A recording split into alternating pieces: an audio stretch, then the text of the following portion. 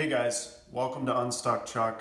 I'm gonna get right into it today. If you've got a problem with your Superjet cranking but not starting, there's a really good chance it's the start-stop switch. Yamaha's had an issue with this switch over the years, so I'm gonna just walk through how you can rule it out. So as I look at the right-hand side of my ski, I'm gonna find a pair of wires with a connector, the black and white pair. You can find this by looking at your e-box or your electrical box. Trace the wire harness out of there.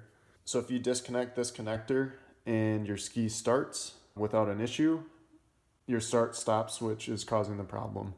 The weird part about these skis is that you can crank, the starter will crank even if the lanyard is pulled off the start-stop switch. Once you've started your ski with this disconnected, you can either plug it in to shut the engine back down, or you can pull plug wires, of course. Okay, so this is the switch that I'm talking about, the start-stop switch. It's on the left side of the handlebar. The part that fails in it is the spring for the lanyard post relaxes over time.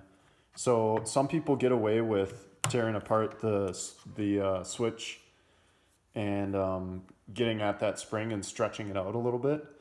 That works. I ended up just replacing the switch. I got a really old ski, it's a 92, but that is the problem. So basically, when the switch goes bad, the ski is seeing that the lanyard is no longer on the post. Again, it will crank, but it won't start. If you pull a plug and try to check the spark, you'll see that there's no spark when you're having this issue.